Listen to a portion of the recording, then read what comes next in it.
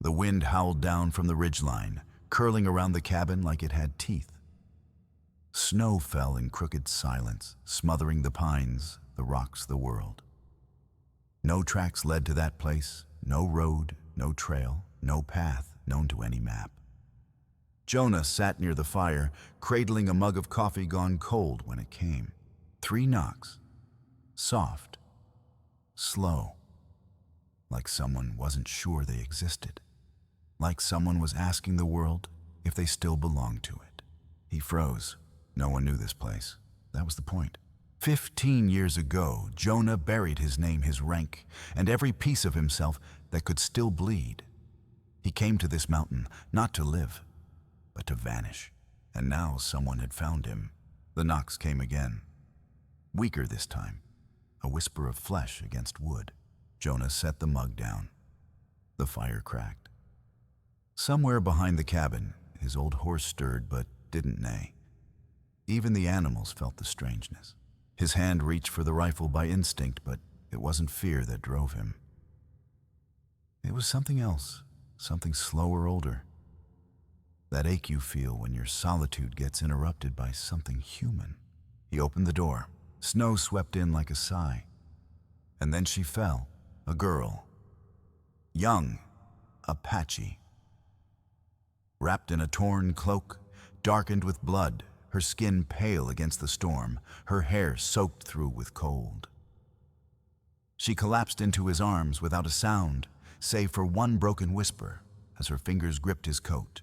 Don't let them know. I existed. Then her eyes rolled back. She didn't move. Jonah stared down at her, the blood now spreading onto his shirt, warm, even in the frost. He should have closed the door. He should have let the storm take her. But some part of him, the part he'd buried with the wedding ring he still wore, had already made the decision. He didn't know her name, didn't know who them were. But he knew this. If he helped her, someone would come, and he'd have to become the man he tried so hard to forget. Jonah hadn't spoken to another living soul in nearly a decade. Not in words that mattered. Not in ways that reached beneath the surface. Out here in the folds of the wind shadow mountains, language had become unnecessary. The wind spoke in whistles. The fire cracked its own quiet thoughts. The old mule Boone grunted his displeasure when snow came early. That was enough.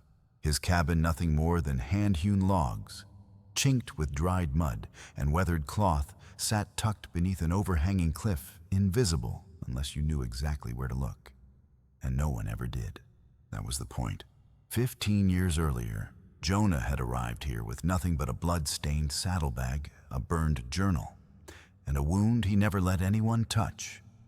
He'd ridden west after the fire past every town that reminded him of uniforms' brass buttons and the woman who once waited by the porch at sundown. Her name was Clara, and she and their son James had died in a blaze lit by soldiers who called it a necessary purge. Jonah had believed in medicine, in honor, in the absurd idea that healing could exist in a place built on land theft and lawless killing. That day, everything he believed had burned with his family. The army called it a misfire, a misunderstanding. The cost of confusing the wrong camp with the right one. Jonah called it betrayal. And so he vanished. No records, no forwarding address. Just a man who once carried rank in the medical corps, burying himself deep in wilderness that wanted nothing from him but quiet breathing. Inside the cabin, relics of a life long dead still lingered. A wooden box in the corner held letters he never mailed. A boy's small wooden horse, carved on a sleepless night near the war's end, sat untouched on the shelf. Jonah never threw it away. He couldn't. As if it were the last thing anchoring him to a world where he had once been father, not ghost. The winters here were cruel, but predictable. The springs short, and the summers gave him just enough warmth to stack firewood, mend boots, and keep the rot out of the roof beams. He didn't ask for more. He didn't want more. So when the girl collapsed in his arms, bleeding, fevered, whispering madness, his first instinct was to carry her inside, only until she could walk again. Just until the infection broke. Just until she could be someone else's burden. But now, as she lay unconscious beneath his patched woolen blanket skin, slick with sweat and ice crusted in her hair, Jonah knew that whatever boundary he had drawn between then and now had already blurred. He sat at the edge of the bed, scrubbing his hands with whiskey-soaked cloth. The blood wouldn't come out, not completely. Not hers, not Clara's. Not the blood on his hands that no amount of snow or solitude had ever washed away. He glanced toward the mantel where the old rifle still hung. He hadn't needed it in years. But something told him that would soon change. Outside, the snow thickened. And in the distance, somewhere far below the canyon shelf, a hawk called out its cry, sharp echoing through the stone like a warning. Jonah stood shoulders heavier than they had been that morning. Boone stirred again behind the stable wall, restless. A storm was coming, not just the kind that laid snow over the land like burial cloth, but the kind that came on horseback, wearing spurs, carrying secrets, asking questions with no time left to lie. Well, she didn't wake until the second night. Jonah had kept her fever down with snowmelt and bitter herbs he learned from an old trapper who died out here years ago. The bleeding had slowed, though the gash beneath her ribs still oozed with each shallow breath. He'd stitched it clumsily, his hands not used to sewing anything but leather these days. The way she flinched, even unconscious, told him it hurt. She opened her eyes, just past midnight. Dark as river stones, sharp as obsidian. Eyes that had seen too much and still refused to turn away. "You're not dead," Jonah muttered from across the room where he was heating more cloth over the fire. She tried to sit up, failed, and fell back with a groan. Her hand went to her side, then to the blanket, as if surprised it was still there. Then her gaze swept the cabin slow, calculating, until it landed on him. "You're the ghost healer," she said. Jonah turned, startled. The name hadn't passed anyone's lips in over a decade. It had started as a whisper passed through frightened children and hollow-eyed refugees of a man who once rode with bloodied saddlebags and healed without asking who fired first. A myth, nothing more. Until now. "I'm nobody," he said quietly. She gave him a look like she knew better. "What's your name?" he asked finally. She hesitated, then said Sani. It wasn't the name that froze Jonah's breath, but the accent. Clear, but weighted. "Apache." "You from the northern bands?" he asked cautiously. She nodded once. "My mother was of the Red Mountain. My father, of the White River line." Jonah sat down slowly. The Red Mountain people had been hunted for years, forced off their land, and their elders vanished in holding camps that never got counted in any census. "What happened to you?" he asked. Sani didn't speak at first. Her gaze drifted toward the fire eyes, catching the dance of flame. Then, without emotion, she said, "Soldiers attacked the migration path. They came before dawn, killed the fires first, then the voices, then the children." Jonah closed his eyes. "I was downriver gathering herbs. Heard the screams. I ran until I couldn't anymore." Her hand brushed the blood stain below her ribs. "One of them found me. Thought I was worth something." Jonah's jaw tightened. "They're still looking," she added. He nodded. "How many?" "3, maybe more. Not soldiers exactly. They wore badges, but they smiled too easily." Jonah knew the type. Territorial bounty hunters. Mercenaries with government paper in one hand and a rope in the other. Paid by the head, sometimes by the ear, depending on who was doing the counting. "Why come here?" he asked. Sani looked straight at him. "Because my grandmother told me this was where the world forgets, and where the forgotten sometimes live." Jonah didn't speak for a long moment. Outside, the wind shifted. The kind of shift that made pine needles hush like the mountain was holding its breath. Boone made a short, startled sound, then silence. Jonah stood. He stepped toward the small window, brushwood frozen to the glass. Through the blur of snowfall and shadow, he saw them, 3 riders, picking their way through the gully beneath the ridge. Slow, confident, like they weren't worried about being seen. Men who knew how to track something that bled. Sani's eyes closed. "They found me," she whispered.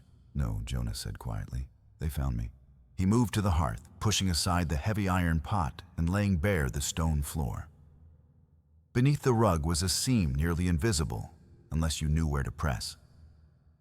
He lifted the panel, revealing a narrow crawl space no wider than a chimney flue.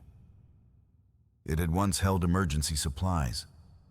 Now it would have to hold something far more fragile. "Get in," he said. Sani stared at him. "They'll kill you." "They might," Jonah said, voice even. "But I've had 15 years to prepare for that." Sani hesitated, then let him help her into the space, wincing as she folded her wounded side. Before closing the panel, their eyes met one last time. "You don't have to do this," she whispered. Jonah paused. "No." But I couldn't stop myself even if I tried. He sealed the panel and covered the floor. Then he turned to face the door. Outside, boots hit snow. Spurs jingled faintly in the cold, and someone knocked. They left just before dawn. 3 men in long coats and thick leather gloves. Boots laced with ice. Faces cracked from desert sun, but eyes sharp like crow's feet, watching a field of wounded. They called themselves deputies, territorial agents, but Jonah knew better. Real lawmen didn't smell like whiskey and gun oil. He'd bluffed just enough to buy time, showed them old blood rags, claimed he'd butchered a deer in the smokehouse. They checked, found nothing but aged cuts hanging on frozen hooks. Still, one of them lingered near the hearth too long. Fingers brushing stone, ears twitching at silence.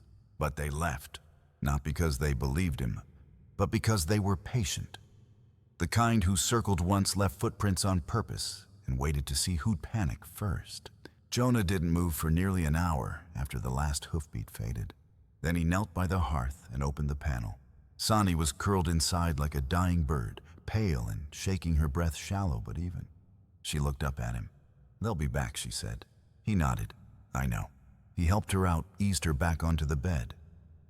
The fever was coming again. He reached for the damp cloth and touched her brow. Burning. Sani watched him as he worked, her voice thin but steady. "You lied well." Jonah gave a dry smile. "Not the first time I've had to." She closed her eyes, then opened them again. "They'll keep hunting me." Jonah didn't ask why. He waited. Finally she spoke. "I carry something," she said. "Something they would kill for." Jonah looked down at her side, where the stitches were beginning to redden again. "Not gold," she added. "Not silver." She shifted slightly, reached beneath the thick layers of her dress, and pulled free a small leather bundle wrapped in buckskin. She opened it slowly, reverently. Inside was a folded square of aged hide, inked with careful hand-drawn lines, canyons, burial markers, crests only a tribal elder would know. "A map," Jonah whispered. Sani nodded. "To what?" "To memory," she said. Jonah frowned. "These," she pointed, "are where we buried our dead. Generations of Apache across ridges, riverbeds, cliffside caves. My grandmother drew this before they forced her onto the train. She made my mother memorize it. And my mother gave it to me the night before the cavalry came." Jonah stared at it. The ink was fading, but the marks were clear. It was more than a map. It was a key to a people's forgotten story. "If they find this," Sani said softly, "they'll dig the land bare. Destroy the sites. Prove to Washington that nothing sacred remains. And then they'll erase us from the rest of the maps too." Jonah exhaled. It was more than just survival now. More than hiding a wounded girl. He was hiding an entire legacy. "Why trust me?" he asked. "I wore the same uniform once. I've got blood on these hands too." Sani didn't flinch. "Because the man who stitched my side did it like someone who lost something precious." Jonah looked away. His hand touched the edge of the mantel, then drifted to the small wooden box behind the rifle rack. He hadn't opened it in years. Inside was a letter. Unsent. The paper yellowed edges curled. He handed it to her. SOTI read the first line, her voice barely above breath. To my boy. I'm sorry I never learned how to stop a fire with my hands. Her eyes flicked to him, but he didn't explain. He was 5, Jonah said. Clara was carrying our second. They died in a fire the army called necessary. SOTI placed the letter back without a word. Her hand lingered on it for a moment before she pulled away. You think helping me will bring them peace? No, Jonah said. But maybe it'll stop me from becoming the man who did nothing.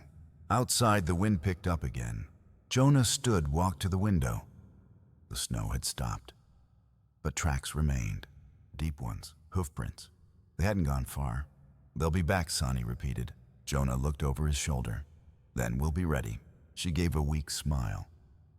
If they kill you, I'll carry that guilt. And if I live, he asked. She didn't answer right away. Then quietly. Then maybe I won't be the last one left. The next morning arrived with a silence that felt unnatural, like the mountain itself had paused waiting. Jonah had barely slept. He sat at the edge of the bed, sharpening the old hunting knife he hadn't used since the year he built the cabin.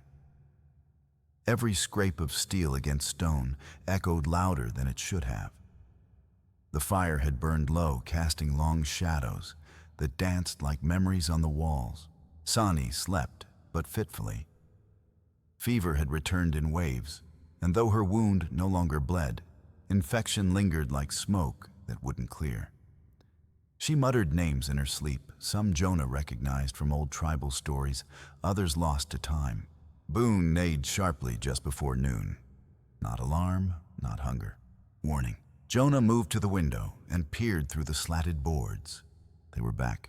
3 riders again, but different this time. No false badges. No territorial seals. Just long coats dusted with frost rifles slung easy across saddles.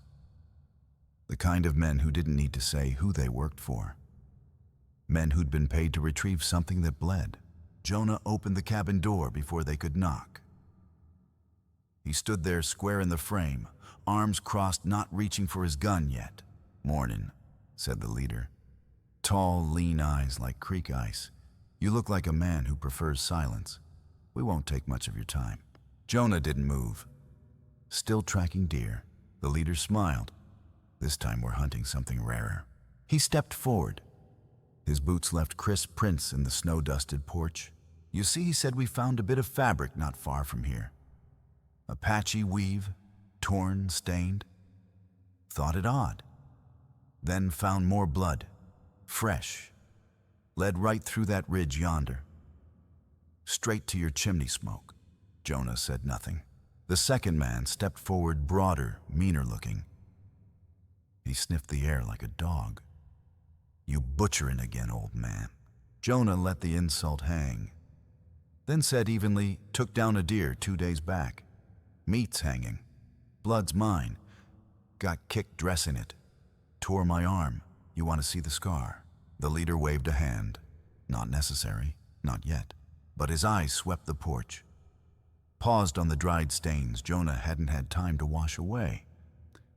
Then on the window ledge, where a small thread of buckskin still clung to a splinter. "We'll need to come inside," he said. "Won't be long." Jonah stepped back, slowly opened the door wider. Inside, the air was heavy with smoke and sweat. The bed had been remade, but the sheets still bore faint marks, things no tracker would miss. The third man, quiet, younger eyes, sharp as pine needles, walked the perimeter of the cabin like he was counting breaths. His gaze flicked to the floor near the hearth. He knelt, touched the stones. His finger came away red. "Still bleeds," he said. The leader raised a brow. "Mighty strange for deer blood." Jonah rolled up his sleeve, revealing a long scar crossing his forearm. "That do," the broad man laughed once. "Old scar. Ain't from this week." The leader's smile faded. "See, here's what I think. I think you found her." or she found you. And now you're making the dumbest mistake a man can make out here, thinking you owe her something. Jonah didn't blink. I don't owe her. Good, the man said, stepping closer. Then you won't mind if we tear this place apart. The quiet one moved toward the hearth again. He paused just a second too long and pressed a hand against one of the floor stones. It shifted slightly. There's something here. Jonah's breath caught. The leader stepped back, hand drifting toward his pistol. Last chance, friend. You hand her over, we walk out. You don't... Things get noisy. Jonah stared at him, then softly. You ever bury your own child? The man blinked. Ever scrape a name into wood because there wasn't enough left to put in the ground? No reply. Jonah's voice grew colder. You ever try to live with that? The silence turned sharp. You think this is about sides, Jonah said. Cowboys and Apaches. But it's not. It's about what a man becomes when he starts handing over the wounded, just to buy himself another winter of peace. He took one step closer. I've been peaceful long enough. Then came a sound so faint most wouldn't notice. A breath. Behind the wall. The leader heard it.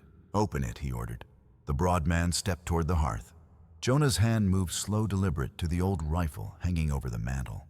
The leader raised his voice. You won't get 3 of us. You're too old. Too tired. Maybe, Jonah whispered. But maybe I only need 2 shots. And maybe you're not one of them. For a moment, no one breathed. 3 men, 1 ghost of a man, and behind a stone wall, 1 heartbeat too loud. The leader, ice-eyed sure of himself, cocked his head and smiled like a man who thought he'd already won. You don't scare, easy old-timer.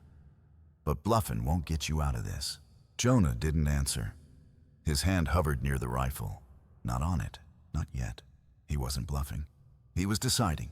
15 years ago, he'd buried that part of himself beneath a stack of scorched letters and a shovel's worth of shame. The soldier, the surgeon, the man who could kill with calm hands and go right back to writing lullabies for his boy. But some men don't get to stay buried. Not forever. The younger tracker, sharp-eyed, quick, knelt near the hearth and started tracing the seam along the stone. Jonah saw it in his fingers. They knew what they were feeling. Any second now, he'd find the latch. And then they'd find her. The girl with a map inked in memory. The last breath of her people. The only person who had looked at Jonah without fear or pity. The big man beside the door cracked his knuckles. He's stalling. Just shoot him and be done. Jonah's fingers tightened. He could hand them the map, hand them the girl, lie, live. But what kind of living was that? His eyes found the mantle again. The rifle hadn't moved. But something inside him had. It clicked, not like a trigger, like a spine straightening. Gentlemen, he said softly, let me tell you why I came to these mountains. The leader raised an eyebrow. I came here to forget, Jonah continued. But I never could. Not the sound fire makes when it eats children. Not the way men with authority forget how to be human. Not the way I stood there watching it happen because I was ordered to. His voice dropped to a gravel whisper. But I'm done forgetting. Then he moved. Fast, not like an old man. Like a man who remembered how to finish things. His hand found the rifle, swung it clean from the mount. The big man reached for his pistol, but Jonah already had the muzzle at his gut. 1 shot. Muffled thud. The man folded like a sack of wet flour. The leader went for his holster. Jonah turned half a breath late. The bullet ripped past his shoulder close enough to singe the edge of his coat. He dropped behind the table. Fired again. The younger one screamed something high and panicked. Hit in the thigh, maybe the hip. He crawled for cover, but there was none. Jonah rose like a man resurrected. The cabin filled with smoke and splinters. Firelight painted everything in gold and red and blood. The leader ducked behind the old wash basin, shouting something about surrender, something about deals. Jonah didn't listen. He walked through the room with the stillness of judgment. You came here to hunt, he said. You forgot what it feels like to be prey. He fired once more. The leader's head jerked back. His body slumped. Silence returned. Not peace, just the absence of noise. It was done. Jonah stood alone, breath ragged, coat torn, shoulder burning. His hands shook, not from fear, from the surge of something he hadn't felt in years. Purpose. From behind the hearth, the stone panel shifted. SOTI emerged, slowly pressing a hand to her side. She took in the bodies, the broken wood, the spent shell casings. She didn't flinch, just looked at Jonah with eyes wide and tired. "You fought for me," she said. "No," he rasped. "I fought for what you carry, and maybe for who I used to be." Her hand found his just briefly. "You are still him." Jonah wasn't sure, but for the first time in 15 years, he wanted to believe it. They didn't stay. Jonah knew the snow would melt soon, and when it did, more boots would come. Maybe in twos, maybe in dozens. The kind of men who didn't knock. The kind who didn't ask questions first or at all. He packed light, just what he could carry on Boone's saddle. A medical pouch, flint, the letter to James, and the small wooden horse he'd carved but never given. SOTI walked beside him, limping but alive. The fever had broken. Her side still ached, but her eyes held steady. In her satchel, the map rested folded in waxed cloth, wrapped in a prayer whispered in her grandmother's tongue. They left the cabin just before dusk. Jonah paused at the edge of the clearing, looking back one last time. The porch was quiet. The door still swung slightly from the last wind. Blood had been scrubbed from the floor, but its memory lingered in the wood grain. He stepped back inside, lit a single lamp, set it by the window, not as a beacon, but as a reminder that someone had come, and someone had chosen not to look away. He didn't take the wedding ring with him. Didn't need to anymore.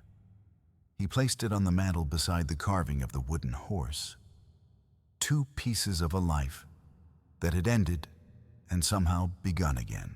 When he stepped outside, the light from the cabin spilled across the snow in a soft golden line. SOTI glanced at him. "You sure you want to leave it lit?" Jonah nodded. Someone else might need to find this place someday. She didn't ask more. They rode into the dark together. 2 exiles carrying something more valuable than gold: truth that couldn't be bought, and grief that refused to turn bitter. The mountains swallowed them one bend at a time. But behind them, the light still burned. And if you've made it this far, maybe you felt what Jonah felt. That somewhere out there, even in the coldest silence, someone still matters. If this story stirred something in you, a memory, a name, a silence too familiar, let us know in the comments below. What would you have done in Jonah's place? Would you have opened the door? And if these Wild West stories still have a place in your heart, pull up a chair by the fire, pour something warm, and hit subscribe so you never miss the next one. Some doors open when you least expect it. Some lights are never meant to go out.